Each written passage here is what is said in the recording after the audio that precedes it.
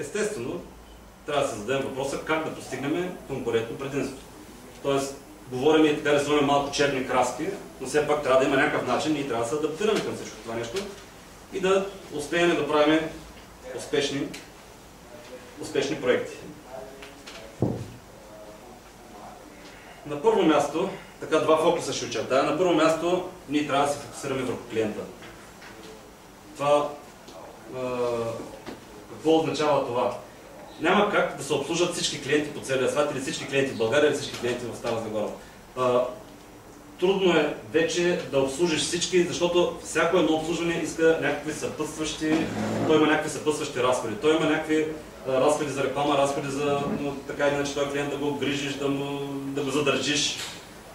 И за това е много важно това, което така наричаме сегментиране и фокусиране върху сегмента, ние трябва да сегментираме. Ние трябва да решим към кой сегмент ще обслужваме и да се насочим и да му отделим цялото си внимание на този сегмент. Пример, имаме хотел, много трудно е да обхванем абсолютно всички. По-лесно е да кажем, ние примерно знаем, че за болекарите, да кажем, се правят много често някакви такива семинари, ще се фокусираме само върху тях. Ще влезем в тяхните организации, ще говорим с тях. Тоест, за да се фокусираме точно, примерът е съвсем случайен, но разбирате, че няма как да пръскаме навсякъде информация и да се чудим дали откъде ще ни дойде, как ще дойде, от кой ще ни се обади, кой ще ни върне съобщение. Просто с този пример исках да ви покажа колко важно е наистина да се сегментира. Пример също от нашата практика беше, че преди време, когато трябваше да правим така уебсайтове, ние също се пръскахме на различни посоки. В един момент решихме, че ще направим един пакет специално за адвокати. Тоест всичко вътре, закони и така нататък, уебсайт бързо стартирано.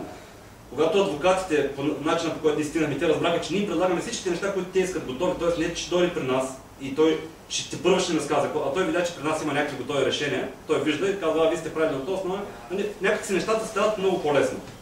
И вече по-малки са усилията, както да задържиш клиента, така и да намериш нов клиент. Ще ви кажа една интересна техника, която се прилага в този случай.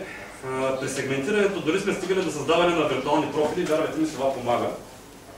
Примерно, когато правиш някакъв сегмент, хубаво е да си представиш един представител от този сегмент и да го удохотвориш. Да кажеш, това е Иван Иванов, това му името, социалния му статус, примерно е адвокат на хонорар, какви навици има той, примерно след работа отива си пива една биричка и така нататък. Това ви дава по-ясна представа какви са му навиците на клиента. И като му знаете навиците на клиента, оттам нататък ви много правилно може да таргетирате всяка една рекламна и комуникационна кампания. Пример ще ви кажа с един така нещо, което много ме впечатли мен. Една жена, която се занимава с почистване на жилища. Тя беше попитала моя колежка как да си намира клиенти. И ето сега интересното, което така и го е предложила моята колежка, аз така се възхищавам на това нещо, тя каза така: твоите клиенти са жени, които не искат да се занимават вкъщи, да си чистят и си готвят. Къде ще ги намериш? Тях ще ги намериш в фризорските салони. Те през цял ден там си правят маникюри, правят си прически и така нататък.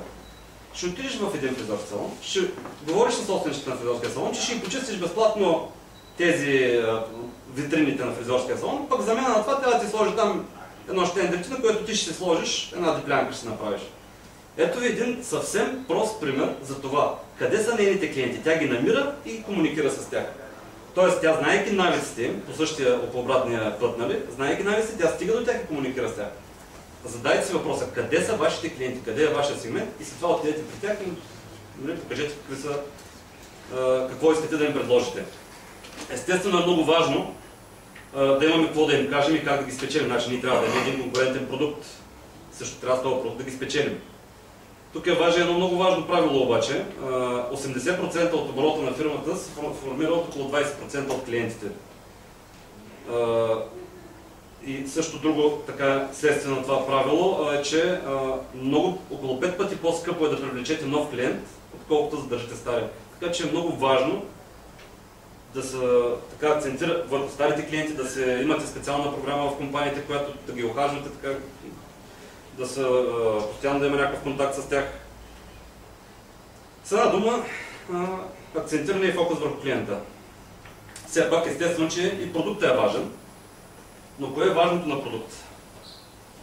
Тук съм сложил една така глава от такава машина за пробиване, дрелка или бор машина. Тая бор машина си има някакви продуктови характеристики. Тя е 1500 вата, 15 000 оборота, не трябва много 15 000 оборота, 2000 оборота средно. Тя си има някакви продуктови характеристики, ама никой не купува дрелка заради тези характеристики. Клиентите купуват дрелка заради ползите, т.е.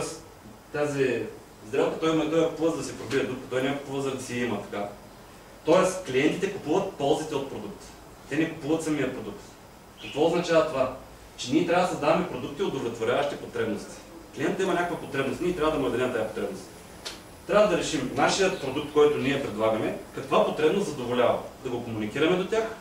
Естествено, те да останат доволни и да са готови да гласуват с парите си за този продукт. Има доста различни начини за налагане, за позициониране на продукта, създаване на марка на продукта, т.е. управление на бранд, това, което много се говори. Много е важно и доста специалисти, колеги се занимават именно с това. Дори сега е много модерно комуникирането на брандовете във Facebook. Facebook е един феномен. Около 2 милиона потребители в България са с профили във Facebook, а интересното е, че всички потребители интернет в България са около 2 милиона и 230 хиляди, което означава, че около 90% и над това число имат профили във Facebook. Лично аз в опита съм провеждал доста кампании във Facebook и трябва да ви кажа, че доста, в началото разсъждаваше, че това е някаква система за запознанство, после разсъждаваше, че това е някаква нещо, което децата си играят. Оказва се обаче, че много хора комуникират и много сериозни хора, много колеги, много приятели, но там вече се правят точно такива продукти, като такива кампании за позициониране на марки и така нататък. Комуникиране на брандове с най-различни методи. Естествено, това не е темата на сегашното ни изложение. Естествено, връзка с обществеността от останалостта, най-важната реклама, която всъщност тази от останалостта най-хубаво се прилага в интернет, във Фейсбук, защото когато някой кликне върху нещо, което вие сте направили и каже харесвам го, виждат го неговите приятели и това се разпространява точно като word of mouth. И така нареченото от останалостта. Фокус върху клиент. Говорейки за фокус върху клиента, няма много интересна карикатура извадих. Този направил една много сложна схема, която не води, но този човек си е сложил ръката в джоба и каза, ние мислим, че тази тема работи най-добре за нас всичко, фокусирано върху клиента.